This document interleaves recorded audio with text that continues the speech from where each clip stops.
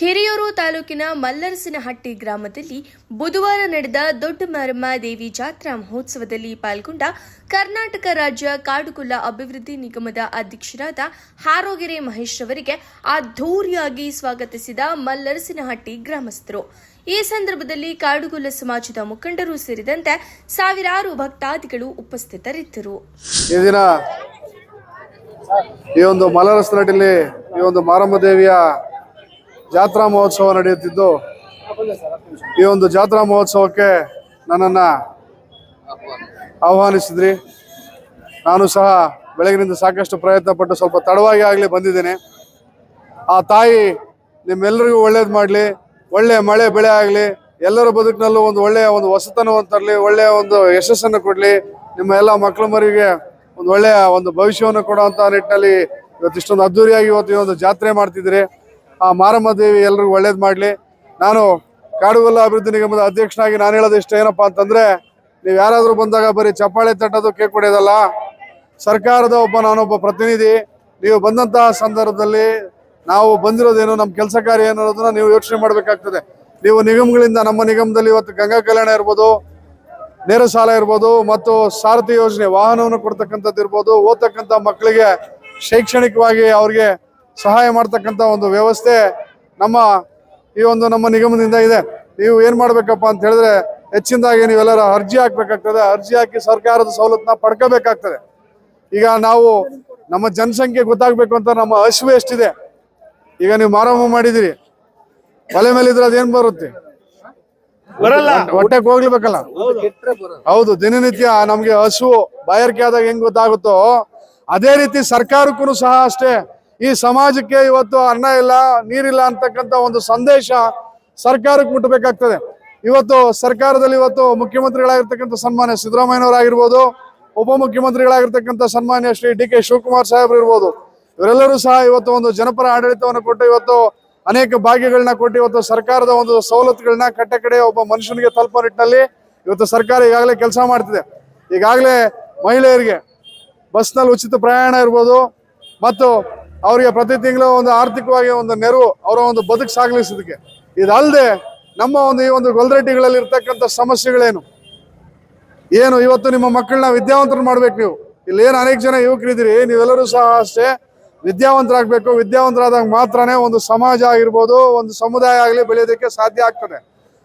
ನಾನು ಹೇಳೋದಿಷ್ಟೇ, ಇಲ್ಲಿ ಅನೇಕ ಜನ ಹಿರಿಯರಿದ್ದೀರ, ಮತ್ತೊಮ್ಮೆ ಹೇಳ್ತಾ ಇದ್ದೀನಿ, ನಿಮ್ಮ ಮಕ್ಕಳನ್ನ ವಿದ್ಯಾವಂತರನ್ನಾಗಿ ಮಾಡಿ.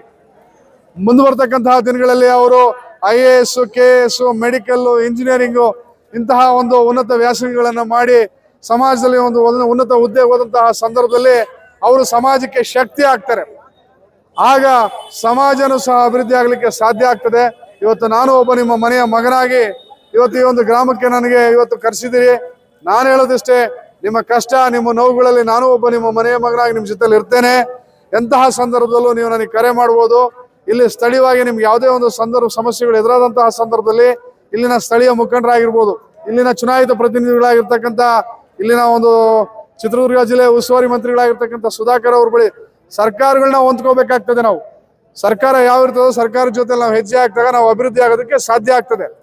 ಸೊ ಆದ್ರಿಂದ ನಾನು ಹೇಳೋದು, ಈ ಭಾಗದ ಒಂದು ಶಾಸಕರಿಗೂ ಸಹ ಅಷ್ಟೇ, ಇಲ್ಲಿನ ಏನೇ ನಿಮ್ಮ ಒಂದು ಸಮಸ್ಯೆಗಳಿದ್ರೆ ಅದನ್ನ ನೀವು ನನ್ನ ಗಮನಕ್ಕೆ ತಂದ್ರೆ ನಾವು ಸಹ ಅವ್ರ ಗಮನದಲ್ಲಿ ಕೂತ್ಕೊಂಡು ಅದನ್ನ ಸರ್ಕಾರದ ಮಟ್ಟಕ್ಕೆ ತೆಗೆದುಕೊಂಡು ಹೋಗಿ ಆ ಒಂದು ಸಮಸ್ಯೆಗಳಿಗೆ ಪರಿಹಾರ ಕೊಡೋ ನಿಟ್ಟಿನಲ್ಲಿ ನಾನು ಸಹ ಪ್ರಾಮಾಣಿಕವಾಗಿ ಒಂದು ಪ್ರಯತ್ನವನ್ನ ಮಾಡ್ತೀನಿ ಅಂತ ನಾನು ಹೇಳೋದಕ್ಕೆ ಇಚ್ಛೆ ಪಡ್ತೇನೆ.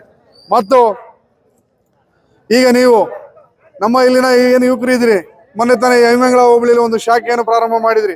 ಅಖಿಲ ಕರ್ನಾಟಕ ಪ್ರದೇಶ ಒಂದು ಕಾಡುಗೊಲ್ಲರ ಸಂಘದ ಒಂದು ಶಾಖೆ ಪ್ರಾರಂಭ ಮಾಡಿದ್ರಿ. ಪ್ರಾರಂಭ ಮಾಡಿ ಒಂದು ತಿಂಗಳಾಯ್ತು. ಒಂದು ತಿಂಗಳಲ್ಲಿ ಏನು ಮಾಡಿದಿರಿ? ಇಲ್ಲಿ ಸ್ಥಳೀಯ ಸಮಸ್ಯೆಗಳೇನಿದಾವೆ ಅವನ್ನ ಸರ್ಕಾರದ ಮಟ್ಟಕ್ಕೆ ನೀವು ಕೊಂಡೊಯ್ಯಬೇಕು. ಅದು ಯಾವ ರೀತಿ? ಶಾಸಕರ ಮುಖೇನ ಅದನ್ನ ಸರ್ಕಾರದ ಒಂದು ಗಮನ ಸೆಳೆಯುವ ನಿಟ್ಟಿನಲ್ಲಿ ನೀವು ಕೆಲಸ ಮಾಡಬೇಕಾಗ್ತದೆ. ಇಲ್ಲಿ ಒಂದು ರಸ್ತೆ ಇರ್ಬೋದು, ಒಂದು ಕುಡಿಯೋ ನೀರಿನ ವ್ಯವಸ್ಥೆ ಇರ್ಬೋದು, ಇನ್ನು ಬೇರೆ ರೀತಿಯ ಸಮಸ್ಯೆಗಳಿರ್ಬೋದು, ಒಂದು ಕಂದಾಯ ಇಲಾಖೆಯಲ್ಲಿ ಎದುರಾಗ್ತಕ್ಕಂಥ ಒಂದು ಸಮಸ್ಯೆಗಳಿರ್ಬೋದು, ಈಗ ತಾಲೂಕು ದಂಡಾಧಿಕಾರಿಗಳ ಬಳಿ ಇರ್ಬೋದು. ಈಗ ನಮಗೊಂದು ಖಾತೆ ಪಾಣಿ ಆಗದೆ ಇರೋಂಥ ಒಂದು ಸಂದರ್ಭದಲ್ಲಿ ಅದಕ್ಕೆ ಯಾವ ರೀತಿ ಅಗತ್ಯವಾದ ಒಂದು ದಾಖಲಾತಿಗಳನ್ನ ಒದಗಿಸೋ ನಿಟ್ಟಿನಲ್ಲಿ ಅಧಿಕಾರಿಗಳು ನಮ್ಮ ಬಗ್ಗೆ ಗಮನ ಹರಿಸಲ್ಲ ಅನ್ನೋ ಕಾಲದಲ್ಲಿ ನೀವು ಸಂಘಟನೆಗಳು ಕೆಲಸ ಮಾಡಬೇಕಾಗ್ತದೆ. ಸಂಘಟನೆಗಳು ಅಂತಂದ್ರೆ ಜನಪರ ಕಾರ್ಯಕ್ರಮಗಳನ್ನ ಮಾಡಿದಾಗ, ಜನಪರ ಕೆಲಸ ಮಾಡಿದಾಗ ಮಾತ್ರನೇ ಸಂಘಟನೆಗಳಿಗೆ ಅದಕ್ಕೊಂದು ಗೌರವ, ಅದಕ್ಕೊಂದು ಮಾನ್ಯತೆ ಬರ್ತಕ್ಕಂಥದ್ದು. ಸೊ ಆದ್ರಿಂದ ನಾನು ಸಹ ಅಷ್ಟೇ ಒಬ್ಬ ನಿಗಮದ ಅಧ್ಯಕ್ಷನಾಗಿ, ನಾನು ಒಬ್ಬ ಕಾಡುಗೊಲ್ಲ ಅಭಿವೃದ್ಧಿ ನಿಗಮದ ಅಧ್ಯಕ್ಷನಾಗಿ ನಾನು ಹೇಳೋದು, ಸರ್ಕಾರದ ಏನು ಸವಲತ್ತುಗಳಿದೆ ಒಬ್ಬ ಕಟ್ಟಕಡೆಯ ಮನುಷ್ಯನಿಗೆ ತಲುಪೋ ನಿಟ್ಟಿನಲ್ಲಿ ನಾವು ಕೆಲಸ ಮಾಡಬೇಕು. ನಾನು ಕೆಲಸ ಮಾಡಬೇಕು ಅಂತಂದಾಗ ನಿಮ್ಮೆಲ್ಲರ ಸಹಕಾರ ಅತ್ಯಗತ್ಯ. ನೀವೆಲ್ಲರೂ ಸಹ ಜೊತೆಗೂಡಿ ನಾವೆಲ್ಲರೂ ಕೆಲಸ ಮಾಡೋಣ. ಸಮಾಜ, ನಮ್ಮ ಒಂದು ಕಾಡುಗೊಲ್ಲ ಸಮುದಾಯಕ್ಕೆ ಎಷ್ಟು ಸಾಧ್ಯನೋ ಅಷ್ಟು ನಾವೆಲ್ಲರೂ ನಮ್ಮ ಕೈಲಾದ ಒಂದು ಕೊಡುಗೆಯನ್ನು ಕೊಡೋಣ. ನಿಜವಾಗಿಯೂ ನಾವು ಪ್ರಾಮಾಣಿಕವಾಗಿ ಪ್ರಯತ್ನ ಮಾಡಿದ್ರೆ ಖಂಡಿತವಾಗಿ ನಾವು ಯಶಸ್ಸನ್ನು ಕಂಡೇ ಕಾಣ್ತೀವಿ. ಇಷ್ಟು ಹೇಳಿ ಈಗೆಲ್ಲ ಹೇಳಿದ್ದೀನಿ, ಏನೇನು ಹೇಳಿದೆ ಹೇಳ್ರಪ್ಪ ನೋಡೋಣ. ಮಕ್ಕಳನ್ನ ಓದಿಸ್ಬೇಕು. ಹೌದು, ಇನ್ನೇನು ಹೇಳಿದೆ? ನಮ್ಮ ಸಮಸ್ಯೆಗಳನ್ನ ಸರ್ಕಾರಕ್ಕೆ ಮುಟ್ಟಿಸ್ಬೇಕು. ಹೌದು, ಹೆಂಗೆ ಈಗಲ್ಲ, ಬೆಳಿಗ್ಗೆ ಎದ್ದ ಮೇಲೆ ನಾವು ಅದನ್ನ ಬೆಳಿಗ್ಗೆ ಎದ್ದ ಮೇಲೆ ನಾವೆಲ್ಲರೂ ಒಗ್ಗೂಡ್ಬೇಕಾಗ್ತದೆ. ಸಮಾಜದ ಒಂದು ಹಿತದೃಷ್ಟಿಯಿಂದ ನಮ್ಮಲ್ಲಿ ಇರ್ತಕ್ಕಂಥ ಸಣ್ಣ ಪುಟ್ಟ ವೈಷಮ್ಯಗಳನ್ನ ಬದಿಗೊತ್ತಬೇಕು. ನಾನು ಮುಖ್ಯ ಅಲ್ಲ, ನಾನು ಅನಿವಾರ್ಯ ಅಲ್ಲ, ಸಮಾಜ ಅನಿವಾರ್ಯ. ನಾನು ಶಾಶ್ವತ ಅಲ್ಲ, ಸಮಾಜ ಶಾಶ್ವತವಾಗಿ ಉಳಿಬೇಕು. ನಾವು ಮಾಡಿದಂಥ ಕೆಲಸ ಕಾರ್ಯಗಳು ಶಾಶ್ವತವಾಗಿ ಉಳಿಬೇಕು. ಆಗ ನಾವು ಮನುಷ್ಯ ಒಬ್ಬ ಹುಟ್ಟಿದ್ದಕ್ಕೂ ಬಾಳಿದಕ್ಕೂ ನಮ್ಮ ಒಂದು ಬದುಕಿಗೆ ಒಂದು ಸಾರ್ಥಕತೆ ಬರ್ತದೆ. ಇವತ್ತು ಇದೇ ತಾಲೂಕಿನವರಾದಂಥ ನಮ್ಮ ವೇಣಕಲ್ಗುಡ್ಡದ ನಾಗಪ್ಪನವರು, ಅವರು ನಿಜವಾಗಿ ಅಂದಿನ ದಿನದಲ್ಲಿ 2008-05 ಒಂದು ಚಳುವಳಿ ಕಟ್ಟಿ ಒಂದು ಕಾಡುಗೊಲ್ಲರ ಪರ ಹೋರಾಟ ಮಾಡಿದ ಒಂದು ಪ್ರತಿಫಲ ಇವತ್ತು ಸರ್ಕಾರ ನಮಗೊಂದು ನಿಗಮ ಕೊಟ್ಟಿದೆ. ಆ ನಿಗಮಕ್ಕೆ ಅಧ್ಯಕ್ಷನ ಕೊಟ್ಟಿದೆ. ಆ ಅಧ್ಯಕ್ಷ ನಿಮ್ಮ ಮುಂದೆ ನಿಂತ್ಕೊಂಡೀಗ ಮಾತಾಡ್ತಿದ್ದಾನೆ ಅಲ್ವಾ? ಇವತ್ತು ನಾವೆಲ್ಲರೂ ಸರ್ಕಾರಕ್ಕೆ ನಮ್ಮ ಕೃತಜ್ಞತೆಯನ್ನು ಸಲ್ಲಿಸ್ಬೇಕಲ್ವಾ? ಮತ್ತು ಇದೇ ಅಲ್ಲ, ನಮ್ಮಲ್ಲಿ ಇನ್ನೂ ಅನೇಕ ಸವಲತ್ತುಗಳು ಇವತ್ತು ನಮ್ಮಲ್ಲಿರ್ತಕ್ಕಂಥ ಒಂದು ಆಚಾರ ವಿಚಾರ, ಒಂದು ಸಾಂಸ್ಕೃತಿಕ ಕಾರ್ಯಕ್ರಮಗಳು ಆಗ್ಬೇಕಾಗ್ತದೆ. ಈಗ ನಮ್ಮಲ್ಲಿರ್ತಕ್ಕಂಥ ಒಂದು ಕಲೆ, ಕೋಲಾಟ, ಮಣೆವು, ಈ ರೀತಿಯ ಒಂದು ಜಾನಪದ ಸಂಸ್ಕೃತಿಗಳನ್ನ ನಾವು ಇದನ್ನು ಉಳಿಸೋ ನಿಟ್ಟಿನಲ್ಲಿ ಮುಂದಿನ ಒಂದು ಮಕ್ಕಳಿಗೆ ಅದನ್ನ ಪರಿಚಯಿಸ್ತಕ್ಕಂಥ ಒಂದು ಜವಾಬ್ದಾರಿ ಯಾರ ಮೇಲಿದೆ? ಮಾಡ್ತೀರಾ? ಮಾಡಿ ಒಂದು ವಿಚಾರ ಸಂಕಿರಣ ಆಗಿರ್ಬೋದು, ಇನ್ನು ಬೇರೆ ರೀತಿಯ ಸಾಂಸ್ಕೃತಿಕ ಕಾರ್ಯಕ್ರಮಗಳನ್ನ ಹಮ್ಮಿಕೊಳ್ಳೋಣ ಸಮಾಜದ ಪರವಾಗಿ. ಆಮೇಲೆ ಹಿರಿಯರನ್ನ ಗೌರವಿಸ್ಬೇಕು. ಎಲ್ಲದ ನಿರಂಜನು, ಹಿರಿಯರನ್ನ ಒಂದು ಗೌರವಿಸ್ತಕ್ಕಂಥದ್ದು ನಾವು ಬಹಳ ಒಂದು ಜಾಣತನದಿಂದ ಒಂದು ನಡಿಬೇಕಾಗ್ತದೆ. ಆಮೇಲೆ ಬೇರೆ ಇತರೆ ಸಮುದಾಯದವರೊಂದಿಗೂ ಅಷ್ಟೇ ನಾವು ಒಂದು ಪ್ರೀತಿ ವಿಶ್ವಾಸದಿಂದ ನಡ್ಕೋಬೇಕಾಗ್ತದೆ. ಬೇರೆ ಸಮುದಾಯದವರ ಒಂದು ವಿಶ್ವಾಸಕ್ಕೆ ತಗೊಂಡು ನಾವೆಲ್ಲರೂ ಸಹ ಒಗ್ಗಟ್ಟಿನಿಂದ ನಡಿಬೇಕಾಗ್ತದೆ.